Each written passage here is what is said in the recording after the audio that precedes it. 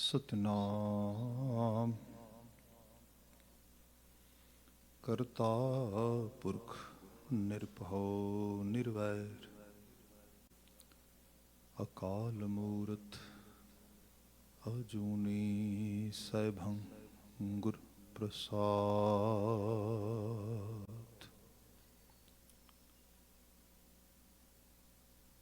ਤਿਲਕ ਜੰਜੂ ਰਾਖਾ ਪ੍ਰਭ ਤਾਂਕਾ ਕੀਨੋ ਬੜੋ ਕਲੂ ਮੈਂ ਸਾਕਾ। ਧਰਮ ਹੇਤ ਇਤੀ ਜਿਨ ਕਰੀ ਸੀਸ ਦਿਆ ਪਰ ਸੀਨਾ ਉਚਰੀ। ਧਰਮ ਹੇਤ ਸਾਕਾ ਜਿਨ ਕੀਆ ਸੀਸ ਦਿਆ ਪਰ ਸਿਰ ਨਾ ਦਿਆ। ਧਰਮ ਹੇਤ ਸਾਕਾ ਜਿਨ ਕੀਆ ਸੀਸ ਦਿਆ ਪਰ ਸਿਰ ਨਾ ਦਿਆ। ਰਾਜਨ ਮੈਂ ਤੂ ਰਾਜਾ ਕਹੀਐ ਭੂਮਨ ਮੈਂ ਭੂਮਾ। ਠਾਕੁਰ ਮੈਂ ਠਕੁਰਾਈ ਤੇਰੀ ਕੋਮਨ ਸਿਰ ਕੋਮਾ। ਪਿਤਾ ਮੇਰੋ ਬੜੋ ਧਨੀ ਅਗੰਮਾ। ਉਸਤਤ ਕਵਨ ਕਰੀ ਜੈ ਕਰਤੈ ਪੇਖ ਰਹਿ ਬਿਸਮਾ। ਪਿਤਾ ਮੇਰੋ ਬੜੋ ਧਨੀ ਅਗੰਮਾ। ਉਸਤਤ ਕਵਨ ਕਰੀ ਜੈ ਕਰਤੈ ਪੇਖ ਰਹਿ ਬਿਸਮਾ। ਜੁਗੋ ਜੁਗ ਅਟਲ ਧੰਨ ਧੰਨ ਗੁਰੂ ਗ੍ਰੰਥ ਸਾਹਿਬ ਜੀ। ਗੁਰੂ ਪਾਤਸ਼ਾਹ ਜੀ ਦੀ ਅਪਰ ਅਪਾਰ ਅਜ਼ਮਤ ਬਖਸ਼ਿਸ਼ ਮਿਹਰਾਮਤ। ਅਸੀਂ ਧੰਨ ਗੁਰੂ ਤੇਗ ਬਹਾਦਰ ਪਾਤਸ਼ਾਹ ਨੌਵੇਂ ਨਾਨਕ ਜੋਤ ਦਾ 9ਵਾਂ ਜਾਮਾ, ਉਹਨਾਂ ਦੇ 400 ਸਾਲੇ ਸ਼ਤਾਬਦੀ ਪੁਰਬ ਨੂੰ ਮਨਾ ਰਹੇ ਹਾਂ। ਨੋ ਡਾਊਟ ਕੋਵਿਡ-19 ਕਰਕੇ ਸਿਚੁਏਸ਼ਨਸ ਬੜੀਆਂ ਡਿਫਰੈਂਟ ਨੇ। ਕਿਤੇ ਸੰਗਤਾਂ ਦੇ ਵੱਡੇ ਇਕੱਠ, ਸੰਗਤਾਂ ਦੀ ਆਸਥਾ, ਸ਼ਰਧਾ, ਅਕੀਦਤ ਅਦਾ ਕਰਨ ਦਾ ਉਤਸ਼ਾਹ, ਇਹ ਅਕਸਰ ਅਸੀਂ ਸਾਲ ਬਾਅਦ ਸਾਲ ਦੇਖਦੇ ਹੁੰਦੇ ਸੀ। ਅੱਜ ਦੇ ਸਮਾਗਮ ਦੇ ਵਿੱਚ ਡੈਫੀਨੇਟਲੀ ਸੰਗਤਾਂ ਆਪਣੀ ਅਕੀਦਤ, ਆਪਣੀ ਆਸਥਾ ਅਦਾ ਕਰਨ ਵਾਸਤੇ ਗੁਰੂ ਮਹਾਰਾਜ ਦੇ ਹਜ਼ੂਰ ਹਾਜ਼ਰ ਹੋਣ ਲਈ ਡੈਫੀਨੇਟਲੀ ਉਤਾਤੁਰ ਹੁੰਦੀਆਂ, ਆਉਂਦੀਆਂ ਤੇ ਆ ਰਹੀਆਂ। ਪਰ ਜੋ ਦੀਵਾਨ ਦਾ ਅਕਸਰ ਅਸੀਂ ਸਬੱਬ ਦੇਖਦੇ ਸੀ, ਮੌਕਾ ਦੇਖਦੇ ਸੀ, ਉਹ ਇਸ ਵਾਰ ਨਹੀਂ ਹੈਗਾ। ਪਰ ਫਿਰ ਵੀ ਘਰਾਂ ਥਾਵਾਂ ਤੋਂ ਆਪ ਵਰਚੁਅਲ ਫੈਸਿਲਿਟੀਜ਼ ਰਾਹੀਂ ਗੁਰੂ ਮਹਾਰਾਜ ਦੀ ਪਾਵਨ ਬਾਣੀ ਦਾ ਆਨੰਦ ਮਾਣ ਰਹੇ ਹੋ। ਆਪਣੇ ਆਪ ਨੂੰ ਵਡਭਾਗੀ ਸਮਝਦੇ ਹੋਏ ਗੁਰੂ ਆਸ਼ੇ, ਗੁਰੂ ਮਹਾਰਾਜ ਜੀ ਦੀਆਂ ਸਿੱਖਿਆਵਾਂ ਦੇ ਨਾਲ ਜੋੜ ਪਾ ਰਹੇ ਹੋ, ਇਹ ਵੀ ਵਡਭਾਗਤਾ ਹੈ। ਮਹਾਰਾਜ ਜੀ ਦੀ ਪਾਵਨ ਬਾਣੀ ਦਾ ਅਸੀਂ ਆਸ਼ਾ ਪੜ੍ਹਦੇ ਹਾਂ। ਬਾਬਾਣੀਆਂ ਕਹਾਣੀਆਂ ਪੁੱਤ ਸੁਪੁੱਤ ਕਰੇਨ। ਸਾਡੇ ਬਜ਼ੁਰਗਾਂ ਦੀਆਂ, ਸਾਡੇ ਪੁਰਖਿਆਂ ਦੀਆਂ ਜੋ ਜੀਵਨੀਆਂ ਨੇ, ਜੋ ਦਾਸਤਾਵਾਂ ਨੇ, ਜੋ ਉਹਨਾਂ ਦੇ ਜੀਵਨ ਦੇ ਪੂਰਨੇ ਨੇ, ਜਦੋਂ ਉਹਨਾਂ ਦੀ ਕਥਾ ਸਾਖੀ ਅਸੀਂ ਉਹਨਾਂ ਦੀ ਕੌਹਬਤ ਕਰਦੇ ਹਾਂ, ਉਹਦੇ ਨਾਲ ਅਸੀਂ ਪੁੱਤਾਂ ਤੋਂ ਸਪੁੱਤ ਬਣ ਸਕਦੇ ਹਾਂ। ਸਾਨੂੰ ਚੰਗੇਰੀ ਔਲਾਦ ਬਣਨ ਦੀ ਸਿੱਖਿਆ ਪ੍ਰਾਪਤ ਹੁੰਦੀ ਹੈ। ਸੋ ਆਪ ਇਸ ਪਾਵਨ ਆਸੀਸ ਬਖਸ਼ੀਸ਼ ਨੂੰ, ਇਸ ਮੌਕੇ ਨੂੰ ਪ੍ਰਾਪਤ ਕਰ ਰਹੇ ਹੋ, ਵਡਭਾਗਤਾ ਹੈ। ਅਗਲੇ ਕੁਝ ਪਲਾਂ ਲਈ ਧੰਨ ਗੁਰੂ ਤੇਗ ਬਹਾਦਰ ਮਹਾਰਾਜ ਜੀ ਦੇ ਸਮੁੱਚੇ ਜੀਵਨ ਆਵਰਣ ਤੇ ਇੱਕ ਪੰਛੀ ਚਾਤ ਪਾਉਂਦਿਆਂ ਹੋਇਆਂ ਕੁਝ ਗੁਰਬਾਣੀ ਆਸ਼ੇ ਦੀ ਬਾਤ ਦੇ ਨਾਲ ਤੇ ਉਸ ਸਾਰੇ ਦੀ ਅੱਜ ਦੇ ਮਾਹੌਲ ਦੇ ਵਿੱਚ ਜੋ ਸਿਗਨੀਫਿਕੇਸ਼ਨ ਹੈ ਉਹਦੇ ਤੇ ਬਾਤ ਪਾਵਾਂਗੇ। ਖਾਕਸਾਰ ਸਭ ਤੋਂ ਪਹਿਲਾਂ ਆਪ ਸਮੂਹ ਸੰਗਤ ਦੇ ਹਜ਼ੂਰ ਫਤਿਹ ਦੀ ਸਾਂਝ ਪਾਉਂਦਾ ਹੈ।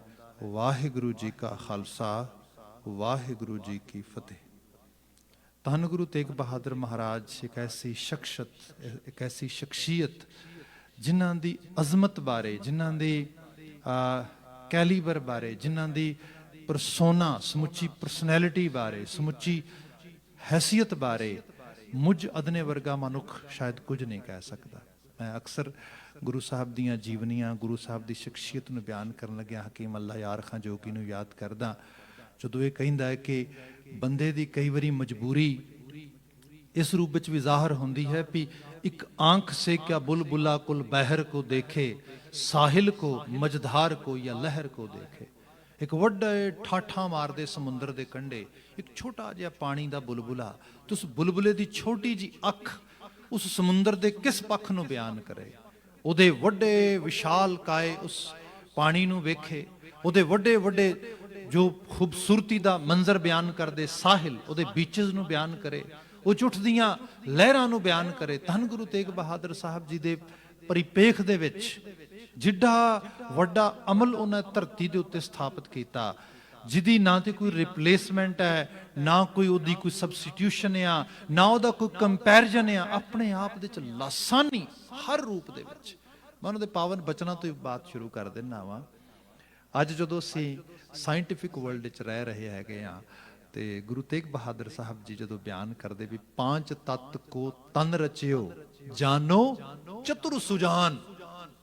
ਬੰਦਾ ਜਿੰਨਾ ਮਰਜੀ ਚਤੁਰ ਹੋ ਜੇ, ਸੁਜਾਨ ਹੋ ਜਾਏ, ਚਲਾਕ ਹੋ ਜਾਏ, ਕਲੈਵਰ ਹੋ ਜਾਏ, ਇੰਟੈਲੀਜੈਂਟ ਹੋ ਜਾਏ, ਜੋ ਬਾਤ ਗੁਰੂ ਸਾਹਿਬ ਨੇ ਆ ਕੀਤੀ, that is highest level of actually talk I should say, ਜਿਹੜੀ ਮਨੁੱਖੀ ਸਮਝ ਦੇ ਥ੍ਰੈਸ਼ਹੋਲਡ ਨੂੰ ਟੱਚ ਕਰ ਜਾਂਦੀ ਹੈ। ਉਹ ਬੰਦੇ ਜੋ ਮਰਜੀ ਬਣ ਜਾ, ਤੋਪ ਬਣ ਜਾ, ਬਲਾ ਬਣ ਜਾ, ਵੱਡੇ ਤੋਂ ਵੱਡਾ ਦਾਨਿਸ਼ਮੰਦ ਜੋ ਮਰਜੀ ਅਖਵਾਲਾ ਹੈ, ਪਰ ਇਹ ਜਿਹੜੀ ਚੀਜ਼ ਆ ਨਾ, ਇਹ ਪੰਜ ਤੱਤਾਂ ਤੋਂ ਬਿਨਾਂ ਕੁਝ ਨਹੀਂ ਹੈ।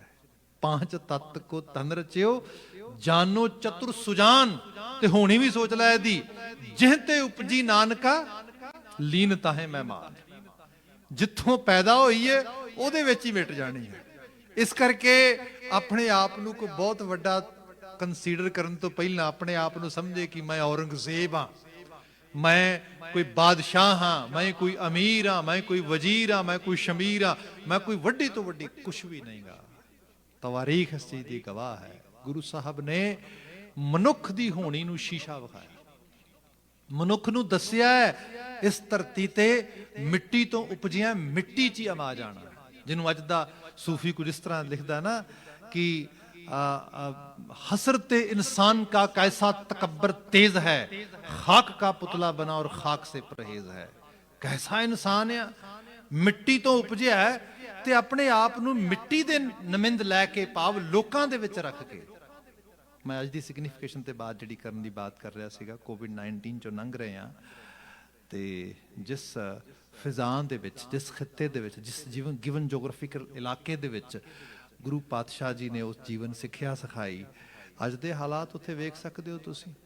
ਈਜ਼ੀਲੀ ਤੁਸੀਂ ਫਾਈਂਡ ਆਊਟ ਕਰ ਸਕਦੇ ਹੋ ਕਿ ਹਾਲਾਤ ਕਿਹੋ ਜਿਹੇ ਬਣੇ ਪਏ ਨੇ।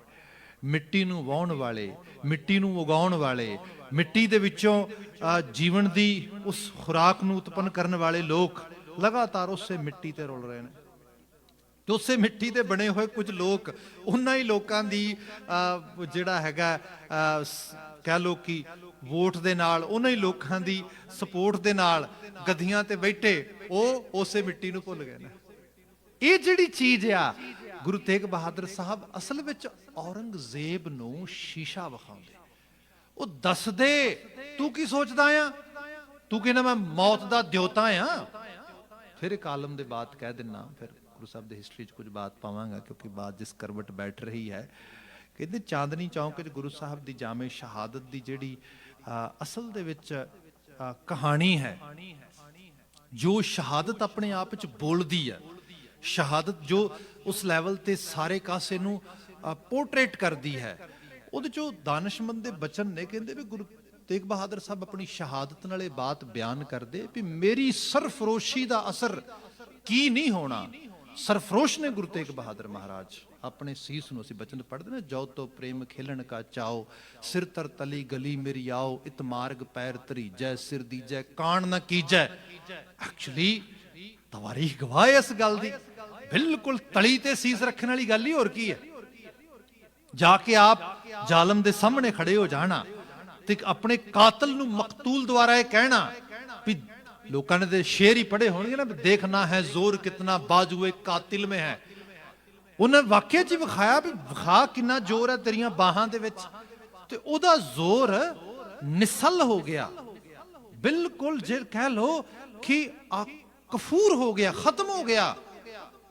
जे सही रूप में देखो गुरु तेग बहादुर साहब जी ते लगा जिहड़ा सरकारी ऑਡੀਅנס है, जिहड़ा एक्चुअल लैवल ते हुक्म है, जिहड़ा ਉਹਦਾ ਫਤਵਾ ਆ ਕਾਜ਼ੀ ਦਾ ਸਰਕਾਰੀ ਹੁਕਮ ਦੇ ਵਿੱਚ, ਉਹ ਹੈ ਕਿ ਗੁਰੂ ਸਾਹਿਬ ਜੀ ਦੇ ਸੀਸ ਦੇ ਤੇ ਧੜ ਦੇ ਪਹਿਲਾਂ ਜੁਦਾ ਕੀਤਾ ਜਾਏ, ਇਹਨਾਂ ਦੇ ਤਨ ਦੇ 2 ਟੁਕੜੇ ਕੀਤੇ ਜਾਣ। ਮੁੜ ਕੇ ਰਾਤ ਭਰ ਪਿਆਰ ਹੈ, ਸਵੇਰੇ ਫਿਰ ਸਾਰੀ ਲੋਕਾਈ ਇਕੱਠੀ ਕੀਤੀ ਜਾਏ, ਉੱਥੇ ਤਮਾਸ਼ਬੀਨ ਲਿਆਂਦੇ ਜਾਣ, ਲੋਕ ਇਕੱਠੇ ਕਰਕੇ ਫਿਰ 2 ਟੁਕੜੇ ਹੋਰ ਕੀਤੇ ਜਾਣ। ਤੇ ਦਿੱਲੀ ਦੇ 4 ਦਰਵਾਜ਼ੇ, ਖਾਸ ਕਰਕੇ Ajmeri gate, Kashmiri gate, Delhi gate ਤੇ ਲਾਹੌਰੀ ਗੇਟ, ਇਹਨਾਂ ਦਰਵਾਜ਼ਿਆਂ ਦੇ ਉੱਤੇ 4 ਟੁਕੜੇ ਟੰਗ ਦਿੱਤੇ ਜਾਣ। ਉੱਥੇ ਫਿਰ ਕਾਂ, ਇੱਲਾਂ, ਗਿਰਜਾਂ ਨੋਚ ਕੇ ਖਾਣ, ਲੋਕਾਂ ਨੂੰ ਪਤਾ ਲੱਗੇ ਹੁਕਮ ਦੇ ਖਿਲਾਫ, ਹਕੂਮਤ ਦੇ ਖਿਲਾਫ ਬਗਾਵਤ ਕਰਨ ਵਾਲਿਆਂ ਦਾ ਕੀ ਅਸੀਂ ਮੰਜ਼ਰ ਕਰਦੇ ਆਂ, ਕੀ ਹਸ਼ਰ ਕਰਦੇ ਆਂ। ਤੇ ਹੋਇਆ ਕੀ? ਹੋਇਆ ਇਹ ਕਿ ਗੁਰੂ ਕੇ ਪਰਵਾਨੇ ਸਿੱਖਾਂ ਨੇ ਨਾ ਗੁਰੂ ਸਾਹਿਬ ਦਾ ਸੀਸ ਛੱਡਿਆ ਉੱਥੇ, ਨਾ ਧੜ ਛੱਡੀ ਉੱਥੇ। ਮਤਲਬ ਉਹਦੀਆਂ ਬਾਹਾਂ ਦਾ ਜ਼ੋਰ ਲੈ ਗਿਆ। ਦਿਨ ਚੜੇ, ਉਹ ਕਾਜ਼ੀ, ਉਹ ਸੂਬੇਦਾਰ, ਉਹ ਹੁਕਮਰਾਨ, ਉਹ ਜੱਲਾਦ, ਉਹ ਕਿੰਨੀਆਂ ਮੌਤਾਂ ਮਰੇ, ਬੇਹੱਦ ਹੋ ਗਈ। ਸਾਡਾ ਤੇ ਜੋ ਮਨਸੂਬਾ ਸੀਗਾ ਉਹ ਪੇਸ਼ ਹੀ ਨਹੀਂ ਜਾ ਪਾਇਆ। ਆ ਕਿਵੇਂ ਬਣ ਗਿਆ ਸਾਰੇ ਦਾ ਸਾਰਾ? ਐਕਚੁਅਲ ਲੈਵਲ ਤੇ ਇਹ ਸਰਫਰੋਸ਼ ਸਤਿਗੁਰੂ ਨੇ ਜਿਨ੍ਹਾਂ ਨੇ ਇਹ ਰਾਹ ਚੂਜ਼ ਕੀਤਾ ਆ, ਤੇ ਉਹਦੀ ਉਸ ਇਬਾਰਤ ਦੇ ਵਿੱਚ ਉਸ ਦਾਨਿਸ਼ਮੰਦ ਨੇ, ਉਸ ਅਦੀਬ ਨੇ ਬਚਨ ਲਿਖੇ ਨੇ। ਉਹ ਕਹਿੰਦਾ ਗੁਰੂ ਸਾਹਿਬ ਦੀ ਸ਼ਹਾਦਤ ਤੇ ਕਹਿੰਦੀ ਹੈ, ਮੇਰੀ ਸਰਫਰੋਸ਼ੀ ਦਾ ਅਸਰ ਕੀ ਨਹੀਂ ਹੋਣਾ, ਤੇਥੋਂ ਮੌਤ ਦਾ ਦਿਉਤਾ ਬਣ ਕੇ ਵੀ ਜੀ ਨਹੀਂ ਹੋਣਾ। ਔਰੰਗਜ਼ੇਬ ਤੂੰ ਕਹਿੰਦਾ ਮੈਂ ਮੌਤ ਦਾ ਦਿਉਤਾ ਆ, ਮੈਂ ਜਿਹਨੂੰ ਚਾਹਾਂ ਮਾਰ ਦਿਆਂ, ਜਿਹਨੂੰ ਚਾਹ ਹੁਕਮਰਾਨ ਆ, ਮੈਂ ਹਕੂਮਤ ਚਲਾਉਣਾ ਆ। ਸਾਹਿਬ ਕਹਿੰਦੇ ਤੂੰ ਭਾਵੇਂ ਹੁਕਮਰਾਨ ਬਣ ਕੇ ਗੱਦੀ ਤੇ ਬੈਠ ਜਾਏ, ਚੇਤੇ ਰੱਖੀ ਕੁਦਰਤ ਦੇ ਬਣੇ ਹੋਏ ਦਸਤੂਰ ਦੇ ਵਿੱਚ ਤੇਰੀ ਹਸਤੀ ਮਿੱਟੀ ਤੋਂ ਬਿਨਾਂ ਕੁਝ ਵੀ ਨਹੀਂ।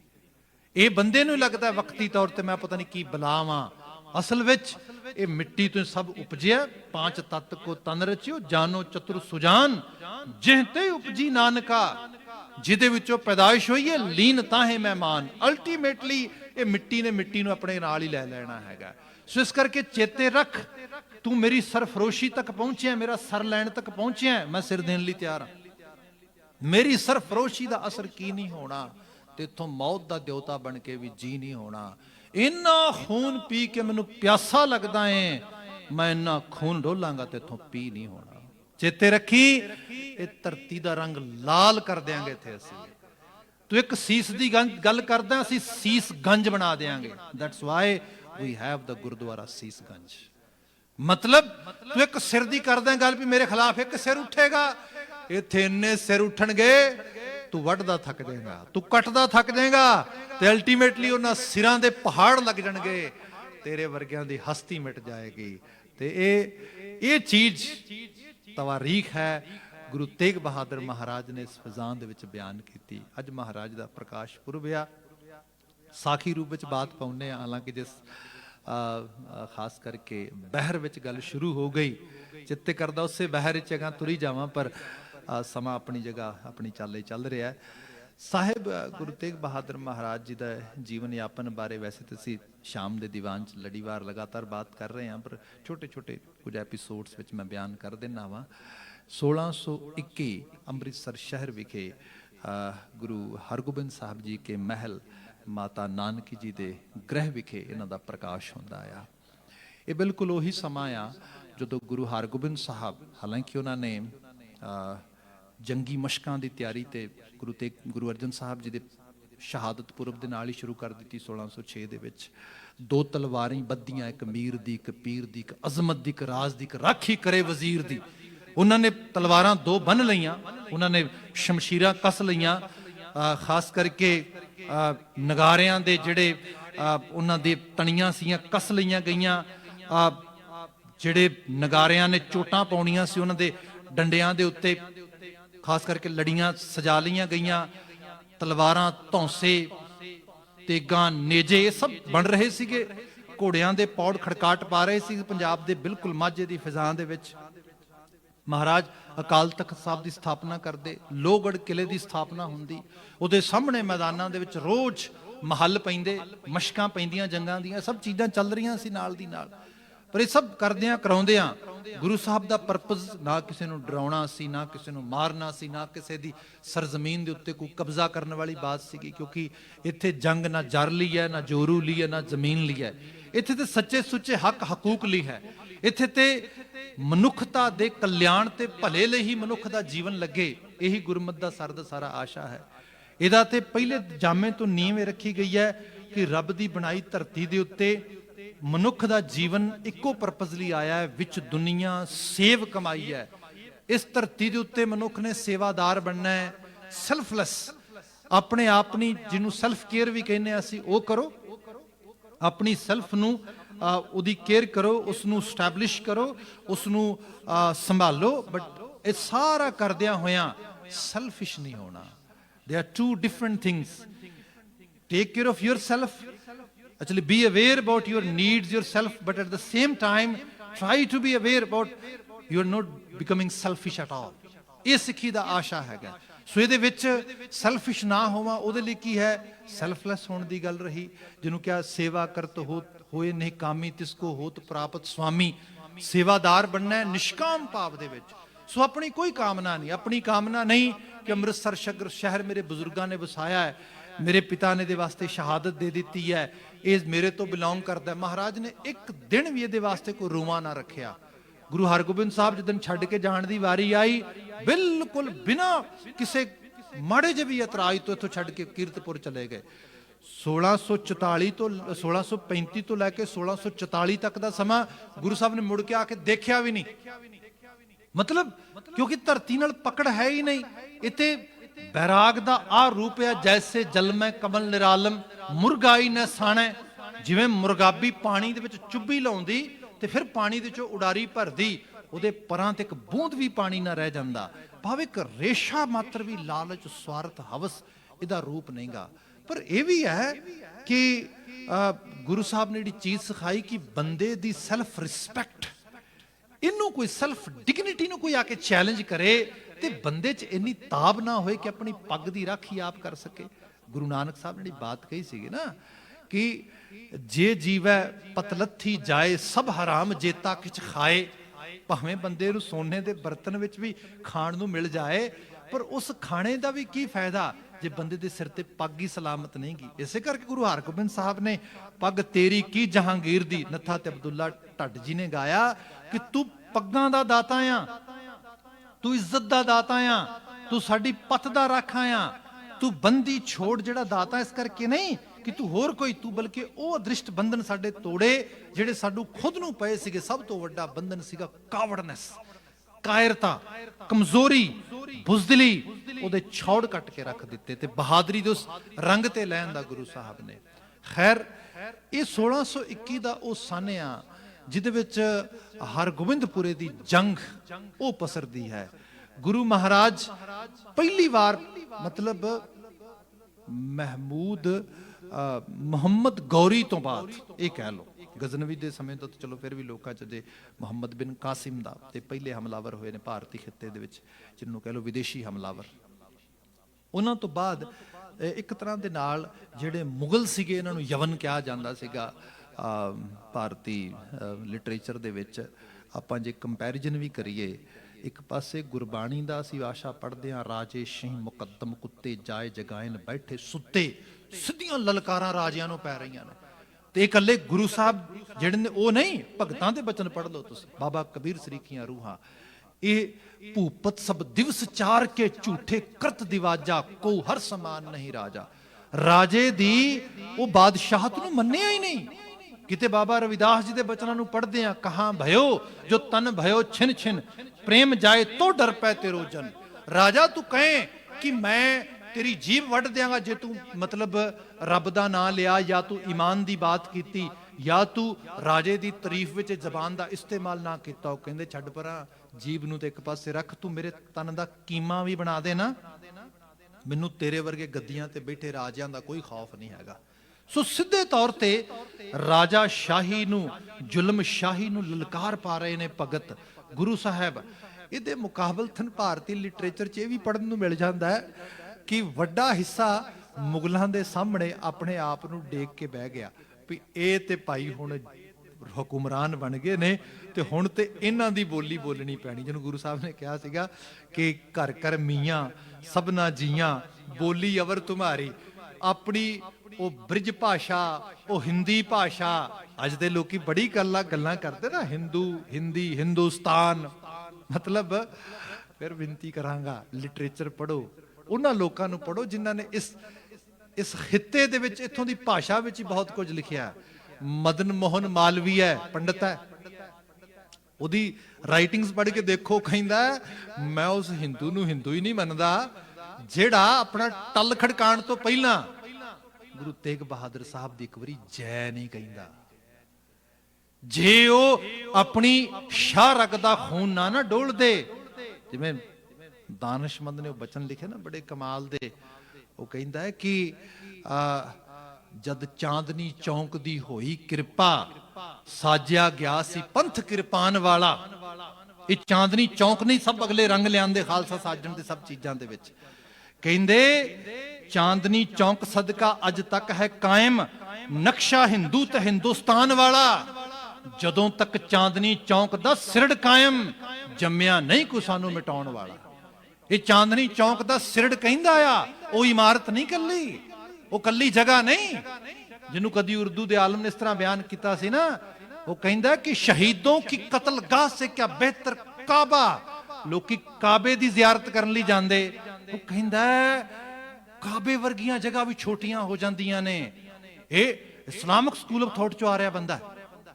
ਕਹਿੰਦਾ ਵੱਡੇ ਵੱਡੇ ਧਰਮ ਮੰਦਰ, ਵੱਡੀਆਂ ਵੱਡੀਆਂ ਧਾਰਮਿਕ ਆਸਥਾਵਾਂ ਤੇ ਸੰਸਥਾਵਾਂ ਉਹਦੀਆਂ ਤੇ ਛੋਟੀਆਂ ਹੋ ਜਾਂਦੀਆਂ ਨੇ ਜਦੋਂ ਇਹੋ ਜੀਆਂ ਰੂਹਾਂ ਧਰਤੀ ਤੇ ਇੱਕ ਨਵੇਂ ਜਲਵੇ ਨੂੰ ਜਨਮ ਦਿੰਦੀਆਂ ਨੇ। ਉਹ ਕਹਿੰਦਾ कि शहीदों की कत्लगाह से क्या बेहतर काबा, उन पी खाक पे खुदा भी परवान चढ़ता है।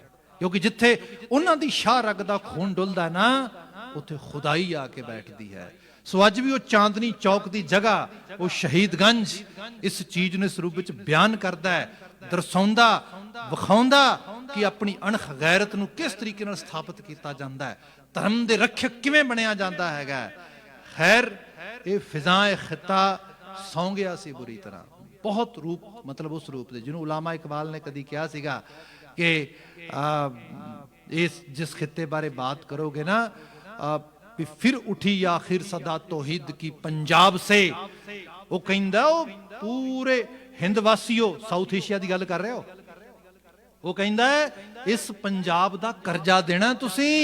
ते मैं पंजाब दे कर्जे की गल करदा, ये कोई मेरी तुहाडी गल नहीं हो रही, ये गल हुई गुरु हस्तियां दी, ये गल हो रही है गुरु खियां दी, ये गल हो रही है बाबे खियां दी, ये गल हो रही है उन्हां मरजीवड़ियां दी जिन्हां इस खिते दे नक्शे नूं स्थापित कीता।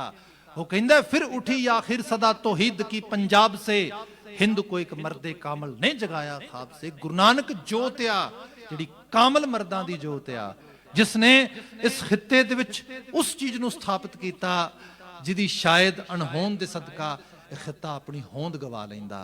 खैर जिहड़ी मैं विनती करन लगा सीगा, जे किसी नूं इतराज भी लगे कि भाई साहब तुसीं गल बड़ी उस तरीके दी कर रहे हो भी चांदनी चौंक करके हिंदुस्तान का नक्शा है, सब चीज़ां ने भाई ये कोई अतकथनी नहीं है।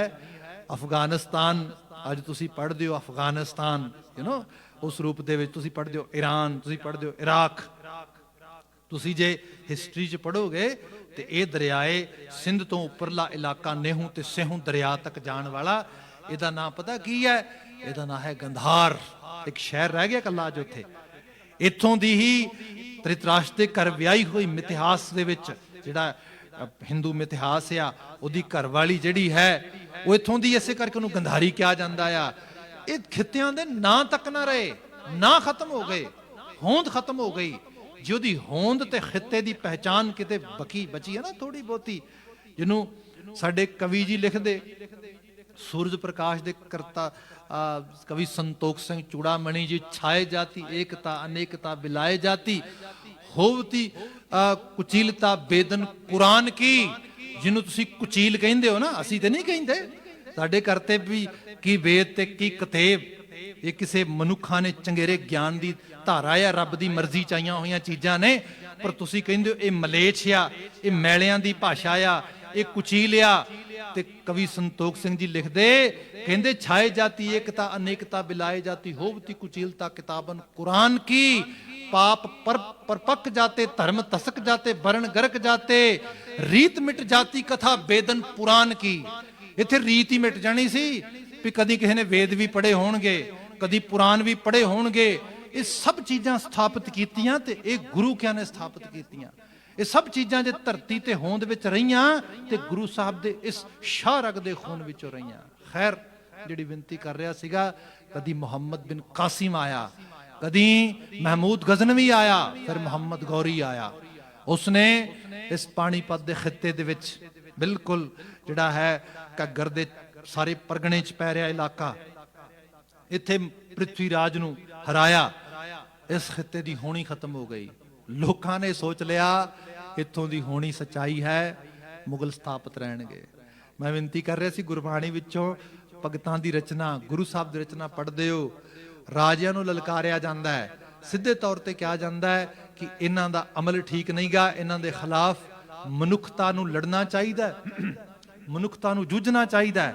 ते हुंदा की है, उसे ही जगह ते लिटरेचर इहो जिहा भी पिया आ जिहदे विच कवि तुलसीदास गोसाई जिदा जिदी खास करके चौपाई बड़े लोग अज भी बड़े प्यार नाल पढ़ते हैं, बड़े सत्कारत हस्ती ने उस रूप के अंदर। तो उन्होंने किसी ने कहा कि ये यवन साडे सिरां ते बैठे ने मुगल, इन्हां दे बारे भी कुछ लिखो। तो उहदे बचन ये ने, नृपकूब है हमें क्या लागत, भाई राजा कोई भी होए सानू की लगता, असी क्यों उहदे खिलाफ आवाज़ चुकीए, असी क्यों बुरे बनीए, इस किस्म की बात आ। इहदे मुकाबलतन नानक जोत ने मनुखता की राखी का अहद लिया। गुरु तेग बहादुर साहब जी का प्रकाश 1621 विच हुंदा है। ये उही वरा आ जिस दिन पहली बार पंजाब की फिजां दे विच लोकां ने धरती के पुत्रां द्वारा मुगलों के खिलाफ जंग लड़न का एक सीधे तौर पर सारा मंजर देखिया। ये जंग हरगोबिंदपुरे हुंदी, गुरु हरगोबिंद साहब जग की अगवाई करते। इस जंग दे विच मुगलिया सूबेदार हुक्मरान बुरी तरह हार दे। इस समय दे विच गुरु तेग बहादुर साहब जी का प्रकाश हुंदा। अमृतसर शहर दे विच माता नानकी दी कुख तो पहला नाम त्यागमल के रूप में रखा जाता है। मैं उस दिन भी बात कर रहा सी साखी रूप दे विच कि साखी ये मिलती है कि अजे सारी 4 वरे की अरबला सीगी ते वड्डे भराता बाबा गुरदित्ता जी गुरु हरगोबिंद साहब जी के वड्डे साहिबजादे, उन्हां दा विवाह सी ते विवाह वास्ते बरात सारी तैयार हो रही है ते सारे बराती तैयार होके बरात चलन लगी है। तां ही गुरु हरगोबिंद साहब जी नज़र पई सब तो छोटे साहिबजादे त्यागमल जी, उन्हां दे कुछ बस्तर नहीं पाए हैगे, उन्हां दा जिहड़ा तन है वो बिना बस्तर तो है, उन्हां दे तन ते कुछ जिहड़े गहने वगैरह पाए सीगे वो भी नहीं नज़र पै रहे। तो उन्होंने आवाज़ मार के कोल बुलाया तो नाल ही आवाज़ दी अपने महलों नूं माता नानकी जी नूं कि की कीता, बच्चे नूं तैयार नहीं किया, बरात जाण वाली है। तो माता नानकी जी थोड़ा क्योंकि आखिरकार माँ है, माँ ने थोड़ा गिला किया बच्चे ते, जिरा की हद हो गई, बस्तर ते पवाए सीगे इसनूं। तां ही ते साहिबजादा त्यागमल होरां दे साथियां ने दसिया, गुरु माँ तुसी ते बस्तर पवाए सी, गहने भी पाए सीगे, पर बाहर किसी ने मजाक नाल ही कहा कि लिया मैनू बस्तर दे दे, लिया मैनू गहने दे दे। ते साहिबजादा त्यागमल जी ने एक पल भी नहीं लाया, अपने तन का बस्तर भी ला दिता, गहने भी ला के फड़ा दिते। जदों ये बात हुई माता नानकी जी थोड़ा झिड़कन लगे तो गुरु हरगोबिंद साहब ने झिड़कन ना दिता, बल्कि कोल बुला के गल नाल ला लिया ते बड़े रमजी अंदाज विच बात की। क्या तुसी ते ए तन ते पाए चोले नूं देण तो इन्ना ज़्यादा गिला कर रहे हो, जैसा सुभाਅ लगता है इन्हें ते लगता है मनुखता के भले वास्ते अपने तन का चोला देन लग्या भी देर नहीं लाउणी। ते सच है गुरु हरगोबिंद साहब के बोल बिल्कुल सच्चे होए। इस खिते दे विच धर्म की राखी खातर अपने तन का चोगा देन लग्या गुरु तेग बहादुर महाराज ने एक पल की देरी ना लगाई। सो ऐसी बचपन चो रूह इन्हां दी तुरी आउंदी सीगी। त्यागमल बचपन का नाम सीगा, मैं लड़ीवार हिस्टरी च भी बयान किया सीगा कि जदों 1635 दे विच ਕਰਤਾਰਪੁਰ ਦੀ ਜੰਗ ਹੁੰਦੀ ਹੈ। ਮਤਲਬ ਇਹ ਕਿ ਵੱਡੀ ਫੌਜ ਪੂਰੇ ਪੰਜਾਬ ਦੇ ਸੂਬੇਦਾਰਾਂ ਦੀਆਂ ਕੁਮਕਾਂ ਕਰਤਾਰਪੁਰ ਸਾਹਿਬ ਗੁਰੂ ਹਰਗੋਬਿੰਦ ਸਾਹਿਬ ਤੇ ਹਮਲਾਵਰ ਹੋ ਜਾਂਦੀਆਂ ਨੇ। ਹਿਸਟਰੀ ਇਹ ਬਿਆਨ ਕਰਦੀ ਹੈ, ਕਿਉਂਕਿ ਮੁਸ਼ਕਲ ਇਹ ਵੀ ਹੈ ਕਿ ਜੋ ਹਿਸਟਰੀ ਸਾਨੂੰ ਪੜ੍ਹਾਈ ਗਈ ਉਹਦੇ ਵਿੱਚ ਨਾ ਤੇ ਗੁਰੂ ਦਾ ਜ਼ਿਕਰ ਹੈ, ਨਾ ਗੁਰੂ ਦੇ ਨਾ ਕਰਤਬਾਂ ਦਾ ਜ਼ਿਕਰ ਹੈ, ਨਾ ਸਾਡੀ ਵਿਰਾਸਤ ਦਾ ਜ਼ਿਕਰ ਹੈ, ਨਾ ਉਸ ਵਿਰਾਸਤ ਦਾ ਇੰਪੈਕਟ ਇਸ ਖਿੱਤੇ ਤੇ ਕੀ ਪਿਆ ਆ, ਜਿਹਨੂੰ ਅੱਜ ਕਿਹਾ ਜਾ ਰਿਹਾ ਹੈ ਕਿ ਉਹ ਮੁਲਕ ਸਥਾਪਿਤ ਹੋਇਆ, ਉਹਨੂੰ ਆਜ਼ਾਦੀ ਮਿਲ ਗਈ। ਸਭ ਭਾਈ ਜਿਨ੍ਹਾਂ ਨੇ ਸਥਾਪਿਤ ਕਰਨ ਵਾਸਤੇ ਸਦੀਆਂ ਦੇ ਸਦੀਆਂ ਇਸ ਖਿੱਤੇ ਦੇ ਵਿੱਚ ਬਾਲਣ ਦੀ ਥਾਂ ਤੇ ਹੱਡ ਬਾਲੇ, ਜਿਨ੍ਹਾਂ ਨੇ ਇਸ ਖਿੱਤੇ ਨੂੰ ਸਟੈਬਲਿਸ਼ ਕੀਤਾ, ਉਹਨਾਂ ਬਾਬਤ ਤੇ ਧਰਤੀ ਦੇ ਪੁੱਤਰਾਂ ਨੂੰ ਕੁਝ ਪਤਾ ਵੀ ਨਹੀਂ ਰਹਿ ਗਿਆ। ਖੈਰ, ਜਿਹੜੀ ਬੇਨਤੀ ਕਰ ਰਿਹਾ ਮੈਂ ਉਹਦੇ 'ਚ ਹੋਇਆ ਇਹ ਕਿ 90,000 ਤੋਂ ਵੱਧ ਗਾਜ਼ੀ ਗੁਰੂ ਹਰਗੋਬਿੰਦ ਸਾਹਿਬ ਦੇ ਖਿਲਾਫ ਚੜ੍ਹ ਕੇ ਆ ਗਿਆ। ਗੁਰੂ ਸਾਹਿਬ ਦੇ ਕੋਲ ਕੋਈ ਬਹੁਤ ਜ਼ਿਆਦਾ ਲੰਮੀ ਚੌੜੀ ਫੌਜ ਨਹੀਂ ਸੀ, 5,000 ਦੇ ਕਰੀਬ ਮਰਜੀਵੜਿਆਂ ਦੀ ਸਾਰੀ ਗਿਣਤੀ ਬਣਦੀ ਹੈ। ਫਿਰ ਉਹਦੇ 'ਚ ਗੁਰੂ ਸਾਹਿਬ ਨੇ ਕਿਹਾ ਵੀ ਹੁਣ ਜਿਹੜਾ ਹੈਗਾ ਅਸੀਂ ਇਹਦੇ ਖਿਲਾਫ ਆਪਣੀ ਜਿਹੜਾ ਹੈ ਜੰਗ ਲੜਾਂਗੇ। ਬੜੀ ਤਗੜੀ ਜੰਗ ਹੋਈ, ਲਗਾਤਾਰ 3 ਦਿਨ ਹੁੰਦੀ ਰਹੀ। ਇਹਦੇ ਵਿੱਚ ਸਾਹਿਬਜ਼ਾਦਾ ਤਿਆਗਮਲ ਜੀ ਨੇ ਤੇਗ ਦੇ ਨਾਲ, ਮਤਲਬ ਤਲਵਾਰ ਦੇ ਨਾਲ, ਸ਼ਮਸ਼ੀਰ ਦੇ ਨਾਲ ਉਹ ਜੋਹਰ ਵਿਖਾਇਆ। ਜਦੋਂ ਜੰਗ ਜਿੱਤ ਲਈ ਗਈ, ਗੁਰੂ ਹਰਗੋਬਿੰਦ ਸਾਹਿਬ ਨੇ ਸਾਰਿਆਂ ਨੂੰ ਫਿਰ ਉਸ ਰੂਪ ਦੇ ਵਿੱਚ ਇਨਾਮ ਦਿੱਤੇ, ਸਾਰਿਆਂ ਨੂੰ ਜੋ ਵਜ਼ੀਫੇ ਦਿੱਤੇ, ਉਸ ਰੂਪ ਦੇ ਵਿੱਚ ਬਖਸ਼ਿਸ਼ਾਂ ਨਵਾਜ਼ਿਸ਼ਾਂ ਦਿੱਤੀਆਂ। ਇਸ ਤਰੀਕੇ ਦੇ ਨਾਲ ਜਦੋਂ ਸਾਰੀ ਚੀਜ਼ ਹੋਈ, ਜਿਨ੍ਹਾਂ ਨੇ ਜੰਗ ਵਿੱਚ ਆਪਣਾ ਤਰੀਕੇ ਦਾ ਕੰਟਰੀਬਿਊਟ ਕੀਤਾ ਸੀਗਾ, ਤੇ ਜੰਗ ਦੇ ਵਿੱਚ ਜੂਝਣ ਵਾਲੇ ਬਹੁਤ ਸਾਰੇ ਅਗਲੀ ਕਤਾਰ ਦੇ ਵਿੱਚ ਇਨਫੈਂਟਰੀ ਦੇ ਵਿੱਚ ਜੂਝਣ ਵਾਲੇ ਸੂਰਮਿਆਂ ਨੇ ਗੁਰੂ ਹਰਗੋਬਿੰਦ ਸਾਹਿਬ ਨੂੰ ਆ ਕੇ ਕਿਹਾ, ਮਹਾਰਾਜ ਬਾਕੀ ਤੇ ਜੋ ਤੁਸੀਂ ਦੂਜਿਆਂ ਨੂੰ ਜੋ ਦਿੱਤਾ, ਨਵਾਜਿਆ, ਰੁਤਬੇ ਦਿੱਤੇ ਨੂੰ ਠੀਕ ਹੈ, ਪਰ ਜੋ ਕਰਤੱਵ ਤੁਹਾਡੇ ਛੋਟੇ ਸਾਹਿਬਜ਼ਾਦੇ ਤਿਆਗਮਲ ਨੇ ਦਿਖਾਏ ਨੇ, ਇਹਦਾ ਕੋਈ ਮੁਕਾਬਲਾ ਨਹੀਂ, ਕੋਈ ਸਾਨੀ ਨਹੀਂਗਾ। ਤੇਗ ਦਾ ਧਨੀ ਹੈ, ਇਸ ਨੇ ਤੇਗ ਤੇ ਬਹਾਦਰੀ ਦੀ ਇੰਤਹਾ ਕਰ ਦਿੱਤੀ ਹੈ। ਤੇ ਗੁਰੂ ਹਰਗੋਬਿੰਦ ਸਾਹਿਬ ਮੁਸਕਰਾ ਕੇ ਕਹਿਣ ਲੱਗੇ, ਅੱਛਾ ਜੇ ਇਹ ਗੱਲ ਹੈ ਤੇ ਫਿਰ ਇਹਦਾ ਨਾਮਕਰਨ ਹੀ ਕਰ ਦਿੰਨੇ ਆ, ਤੇਗ ਬਹਾਦਰ। ਅਸਲ 'ਚ ਇੱਥੋਂ ਨਾਮ ਆਇਆ ਹੈ, ਇਹ ਇਹਨਾਂ ਦੇ ਅਮਲ ਵਿੱਚੋਂ ਰਿਫਲੈਕਟ ਹੁੰਦਾ ਆ। ਇੱਕ ਚੀਜ਼ ਹੋਰ ਦੇਖੋ, ਮੈਂ ਫਿਰ ਬੇਨਤੀ ਕਰਾਂਗਾ, ਜਿਹੜਾ ਬਚਨ ਪ੍ਰਾਰੰਭ ਕੀਤਾ ਨਾ, 5 ਤੱਤ ਕੋ ਤਨ ਰਚਿਓ, ਗੁਰੂ ਸਾਹਿਬ ਨੇ ਆਪਣੀ ਹਸਤੀ ਨੂੰ ਜਤਾਇਆ ਹੀ ਨਹੀਂ ਕਿਤੇ। ਜਿਸ ਚੀਜ਼ ਤੇ ਐਮਫਸਾਈਜ਼ ਕੀਤਾ ਤਾ ਉਮਰ ਤੇ ਆਪਣੀ ਬਾਣੀ ਦੇ ਵਿੱਚ, ਉਹ ਹੈ ਮਨੁੱਖ ਦਾ ਅਮਲ। ਆਪਣਾ ਨਾਮ ਵੀ ਸਾਹਿਬ ਮਹਾਰਾਜ ਜੀ ਦਾ ਆਪਣੇ ਅਮਲ ਵਿੱਚੋਂ ਨਿਕਲਿਆ ਹੈ। ਮਨੁੱਖ ਜੀ, ਜੇ ਤੁਸੀਂ ਵਾਕਿਆ ਜੀ ਗੁਰੂ ਤੇਗ ਬਹਾਦਰ ਸਾਹਿਬ ਜੀ ਤੋਂ ਕੁਝ ਲਰਨ ਕਰਨਾ ਆ, ਕੁਝ ਸਿੱਖਣਾ ਆ, ਆਹੀ ਚੀਜ਼ ਸਿੱਖੋ। ਮਨੁੱਖ ਆਪਣੇ ਆਪ ਨੂੰ ਜੋ ਬਣਾਉਣਾ ਚਾਹੁੰਦਾ, ਜੋ ਸਥਾਪਿਤ ਕਰਨਾ ਚਾਹੁੰਦਾ, ਉਹੋ ਜਿਹੇ ਅਮਲਾਂ ਨੂੰ ਅਖਤਿਆਰ ਕਰ ਲਵੇ। ਗੁਰੂ ਤੇਗ ਬਹਾਦਰ ਮਹਾਰਾਜ ਬੈਰਾਗ ਦੀ ਮੂਰਤੀ ਨੇ, ਗੁਰੂ ਤੇਗ ਬਹਾਦਰ ਮਹਾਰਾਜ ਤਿਆਗ ਦੀ ਮੂਰਤੀ ਨੇ, ਗੁਰੂ ਤੇਗ ਬਹਾਦਰ ਮਹਾਰਾਜ ਬਹਾਦਰੀ ਦੀ ਮੂਰਤੀ ਨੇ, ਗੁਰੂ ਤੇਗ ਬਹਾਦਰ ਮਹਾਰਾਜ ਮਨੁੱਖਤਾ ਦੇ ਰਾਖੇ ਹੋਣ ਦੀ ਮੂਰਤੀ ਹੈ। 1635 ਦੇ ਵਿੱਚ ਇੱਕ ਇਹਨਾਂ ਨੂੰ ਖਿਤਾਬ ਮਿਲਦਾ ਆ। 1635 ਤੋਂ ਲੈ ਕੇ 1644 ਤੱਕ ਗੁਰੂ ਹਰਗੋਬਿੰਦ ਸਾਹਿਬ ਦੀ ਇਹ ਪਰਛਾਵੇਂ ਦੇ ਵਿੱਚ ਰਹਿੰਦੇ ਨੇ, ਸ਼ੈਡੋਇੰਗ 'ਚ ਰਹਿੰਦੇ ਨੇ। 1634 ਦੇ ਵਿੱਚ ਮਾਤਾ ਗੁਜਰੀ ਦੇ ਨਾਲ, ਜਗਤ ਮਾਤਾ ਮਾਤਾ ਗੁਜਰ ਕੌਰ ਜਿਹਨੂੰ ਅਸੀਂ ਉਸ ਰੂਪ ਵਿੱਚ ਯਾਦ ਕਰਦੇ ਹਾਂ, ਉਹਨਾਂ ਦੇ ਨਾਲ ਇਹਨਾਂ ਦੇ ਆਨੰਦ ਪੜ੍ਹੇ ਜਾਂਦੇ ਨੇ। ਇੱਕ ਜੋਤ ਦੋਏ ਮੂਰਤੀ ਦਾ ਕਨਸੈਪਟ ਇਸ ਕਪਲ ਨੇ ਜਿਸ ਤਰੀਕੇ ਨਾਲ ਨਿਭਾਇਆ, ਇਹ ਮਾਨਵਤਾ ਦੇ ਸਾਹਮਣੇ ਲਾ ਮਿਸਾਲ ਹੈ ਇਸ ਰੂਪ ਦੇ ਵਿੱਚ। ਫਿਰ 1644 ਦੇ ਵਿੱਚ ਗੁਰੂ ਹਰਰਾਏ ਸਾਹਿਬ ਗੱਦੀ ਤੇ ਬੈਠਦੇ। ਮੈਂ ਸੋਚਦਾ ਗੁਰੂ ਤੇਗ ਬਹਾਦਰ ਸਾਹਿਬ ਜੀ ਦੇ ਕਿਸ ਕਿਸ ਗੁਣ ਨੂੰ ਅਸੀਂ ਬਿਆਨ ਕਰੀਏ। ਜਦੋਂ ਮੈਂ ਬਾਤ ਸ਼ੁਰੂ ਕੀਤੀ ਸੀਗੀ ਕਿ ਇੱਕ ਆਂਖ ਸੇ ਕਿਆ ਬੁਲਬੁਲਾ ਕੁਲ ਬਹਿਰ ਕੋ ਦੇਖੇ, ਜੇ ਇੱਕ ਪੁੱਤਰ ਦੇ ਰੂਪ ਵਿੱਚ ਰੋਲ ਦੇਖਦੇ ਆ ਇਹਨਾਂ ਦਾ, ਕਿਆ ਕਮਾਲ ਦਾ ਰੋਲ ਹੈ। ਗੁਰੂ ਹਰਗੋਬਿੰਦ ਸਾਹਿਬ ਜੀ ਦੇ ਹਰ ਬਚਨ ਤੇ ਫੁੱਲ ਚੜਾਇਆ।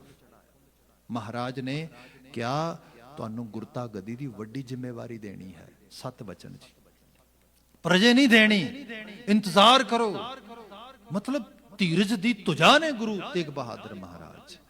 ਜੇ ਕਿਹਾ ਜਾਂਦਾ ਨਾ, ਕਹਿੰਦੇ ਨੇ ਕਿ ਸਮੁੰਦਰਾਂ ਦੇ ਵਿੱਚ ਉੱਠ ਰਹੀਆਂ ਛੱਲਾਂ, ਸਮੁੰਦਰਾਂ ਦੇ ਵਿੱਚ ਆ ਰਹੇ ਜਵਾਰ ਭਾਟੇ, ਸਮੁੰਦਰ ਦੀ ਵਿਸ਼ਾਲ ਕਾਏ ਪਾਣੀ ਦੀਆਂ ਲਹਿਰਾਂ, ਇਹ ਤਾਂ ਉੱਠ ਸਕਦੀਆਂ ਨੇ ਕਿਉਂਕਿ ਸਮੁੰਦਰ ਦੀ ਤਲਹਟੀ ਦੇ ਵਿੱਚ ਬਿਲਕੁਲ ਸ਼ਾਂਤੀ ਹੁੰਦੀ ਹੈ।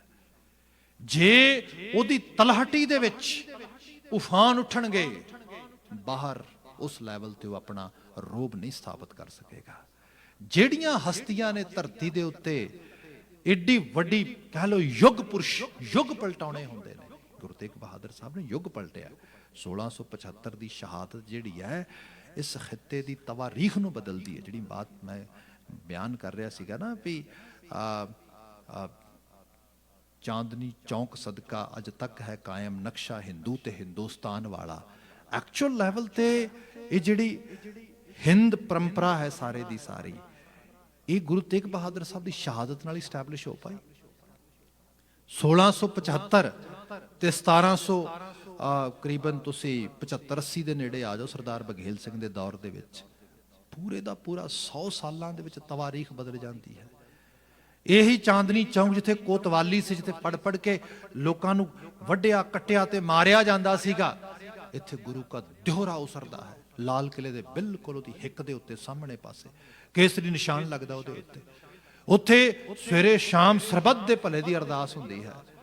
ਉੱਥੇ ਇਹ ਬਚਨ ਪੜੇ ਜਾਂਦੇ ਨੇ, ਠੀਕ ਕਰ ਫੋਰ ਦਿਲੀ ਸਿਰ ਪ੍ਰਭੁਰ ਕੀਓ ਪਿਆਨ, ਤੇਗ ਬਹਾਦਰ ਸੀ ਕਿਰਿਆ ਕਰੀ ਨਾ ਕਿਨਹੂ ਆਨ, ਤੇਗ ਬਹਾਦਰ ਕੇ ਚਲਤ ਭਇਓ ਜਗਤ ਕੋ ਸੋਗ, ਹੈ ਸਭ ਜਗ ਭਇਓ ਜੈ ਜੈ ਜੈ ਸੁਰ ਲੋਕ। ਇਹ ਕੀ ਹੈ?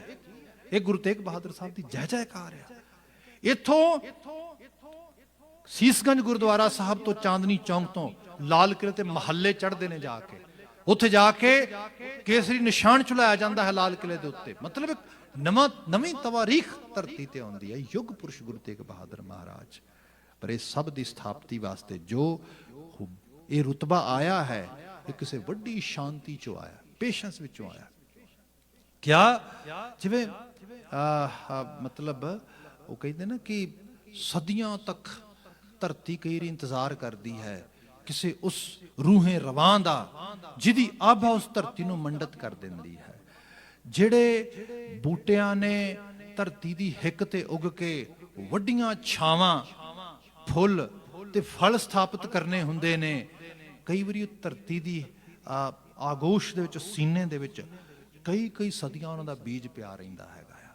ਐਕਚੁਅਲ ਲੈਵਲ ਤੇ ਗੁਰੂ ਤੇਗ ਬਹਾਦਰ ਮਹਾਰਾਜ ਦੀ ਉਹ ਹਸਤੀ ਹੈ ਜਿਨ੍ਹਾਂ ਨੇ ਐਸਾ ਪੇਸ਼ੈਂਸ ਦਾ ਰੂਪ ਵਿਖਾਇਆ।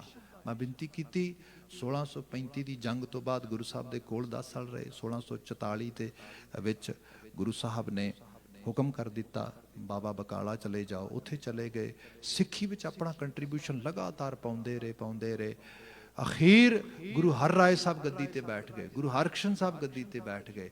ਜਦੋਂ ਮੌਕਾ ਆਇਆ ਗੁਰੂ ਹਰਕ੍ਰਿਸ਼ਨ ਸਾਹਿਬ ਨੇ ਹੁਕਮ ਕੀਤਾ ਵੀ ਬਾਬਾ ਬਕਾਲੇ, ਫਿਰ ਵੀ ਦਾਵਾ ਨਹੀਂ ਕੀਤਾ। ਫਿਰ ਸੰਗਤ ਆਈ ਹੈ, ਸਿੱਖ ਆਏ ਨੇ, ਫਿਰ ਗੁਰੂ ਲਾਧੋ ਦਾ ਕਨਸੈਪਟ ਆਉਂਦਾ ਤੇ ਫਿਰ ਗੱਦੀ ਆਸੀਨ ਹੁੰਦੇ ਨੇ। ਤੇ ਫਿਰ ਐਸੇ ਗੱਦੀ ਆਸੀਨ ਹੁੰਦੇ ਨੇ ਜਿਸ ਧਿਰ ਲਈ ਕੋਈ ਖੜਨ ਲਈ ਤਿਆਰ ਨਹੀਂ ਸੀਗਾ। ਦੇਖੋ ਗੁਰੂ ਸਾਹਿਬ ਤਿਲਕ ਜੰਜੂਰ ਆਖਾ ਪ੍ਰਭ ਤਾਕਾ, ਕੀਨੋ ਬੜੋ ਕਲੂ ਮੈਂ ਸਾਕਾ, ਜਿੱਥੋਂ ਮੈਂ ਬਾਤ ਸ਼ੁਰੂ ਕਰ ਰਿਹਾ ਸੀਗਾ। ਇਸ ਕਲੂ ਦੇ ਵਿੱਚ, ਕਲਯੁਗ ਦੇ ਵਿੱਚ ਆਪੋ ਧਾਪੀ ਪਈ ਹੈ। ਜਿਹੋ ਜਿਹੇ ਹਾਲਾਤ ਭਾਰਤੀ ਖਿੱਤੇ ਚੱਲ ਰਹੇ ਨੇ ਇਸ ਵਕਤ, ਅਸੀਂ ਤੇ ਸਰਬੱਤ ਦੇ ਭਲੇ ਦੇ ਹਾਮੀ ਹਾਂ। ਸਭ ਨੂੰ ਸ਼ਫਾ ਮਿਲੇ, ਸਭ ਦੀ ਸਿਹਤਯਾਬਤਾ ਹੋਏ, ਮਨੁੱਖ ਬਣ ਕੇ ਜੀ ਸਕੇ। ਇਹੀ ਗੁਰੂ ਸਾਹਿਬ ਦੀ ਭਗਤੀ ਸਾਨੂੰ ਸਿਖਾਈ ਗਈ ਹੈ। ਪਰ ਜਿਹੋ ਜਿਹੇ ਹਾਲਾਤ ਚੱਲ ਰਹੇ ਨੇ, ਜੇ ਲੈਕ ਆਫ ਆਕਸੀਜਨ ਐਵੇਂ ਰਹੇਗੀ, ਨਹੀਂ ਫੈਸਿਲਿਟੀਜ਼ ਮਿਲਣਗੀਆਂ, ਤੇ ਸੱਚਾਈ ਇਹ ਹੈ ਘਰਾਂ ਦੇ ਵਿੱਚ ਜੰਗ ਛਿੜ ਜਾਏਗੀ। ਇੱਕ ਦੂਜੇ ਤੋਂ ਸਿਲੰਡਰ ਖੋਹ ਕੇ ਮੂੰਹ ਨੂੰ ਲਾਉਣ ਵਾਲੀ ਗੱਲ ਬਣ ਜਾਏਗੀ। ਇਹੋ ਜਿਹਾ ਪੇਸ਼ੈਂਟ ਕੋਈ ਆਲਰੇਡੀ ਜਿਹੜਾ ਇੰਟਰਨੈਸ਼ਨਲ ਮੀਡੀਆ ਕਰ ਰਿਹਾ, ਇਹੋ ਜਿਹੇ ਹਾਲਾਤ ਨਾ ਬਣ ਜਾਣ ਕਿਤੇ। ਰਾਇਟਸ ਹੋ ਸਕਦੇ ਨੇ, ਇਹ ਇਸ ਕਿਸਮ ਦੀ ਹਾਲਤ ਬਣ ਜਾਏਗੀ। ਆਪੋ ਤਾਂ ਇਹ ਕਲੂ ਹੈ, ਕਲਯੁਗ ਹੈ। ਜਦੋਂ ਬੰਦੇ ਨੂੰ ਆਪਣੀ ਪਈ ਆ ਵੀ ਮੈਨੂੰ ਨਹੀਂ ਪਤਾ, ਮੈਂ ਬਚਣਾ ਚਾਹੀਦਾ, ਕੋਈ ਹੋਰ ਮਰੇ ਤੇ ਮਰੇ, ਮੈਨੂੰ ਕੀ ਪਏ ਇਸ ਰੂਪ ਦੇ ਵਿੱਚ। ਉਸ ਸਮੇਂ ਦੇ ਵਿੱਚ ਗੁਰੂ ਤੇਗ ਬਹਾਦਰ ਸਾਹਿਬ ਬਗਾਨਿਆਂ ਵਾਸਤੇ, ਜਿਹੜੇ ਬਗਾਨੇ ਗੁਰੂ ਸਾਹਿਬ ਦੇ ਖਿਲਾਫ ਹੀ ਖੜੇ ਰਹੇ। 9 ਵਰੇ ਦੀ ਉਮਰ ਦੇ ਗੁਰੂ ਸਾਹਿਬ ਨੇ ਜੰਜੂ ਨਹੀਂ ਪਾਇਆ, ਉਸ ਜੰਜੂ ਨੂੰ ਪਾਉਣ ਵਾਸਤੇ ਉਤਾਤੁਰ ਰਹੀ ਬ੍ਰਾਹਮਣ ਧਿਰ।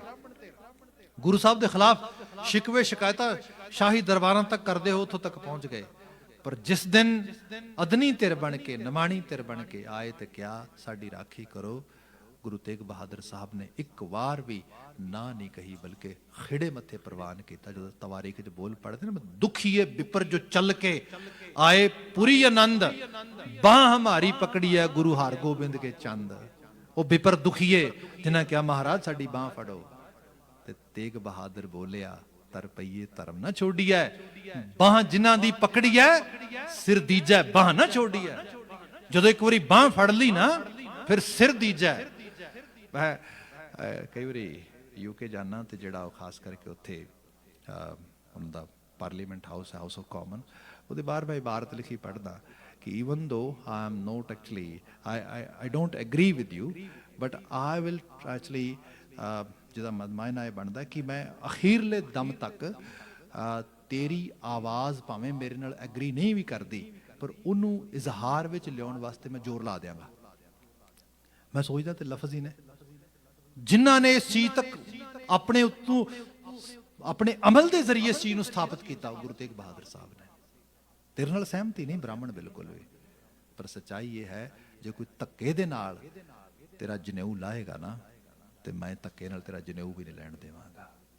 ਇਹ ਹੈ freedom of worship, freedom of religious belief, right of religious belief ਦੀ ਰਾਖੀ ਕਰਨੀ, ਉਹਦੀ ਪ੍ਰੋਟੈਕਸ਼ਨ ਕਰਨੀ।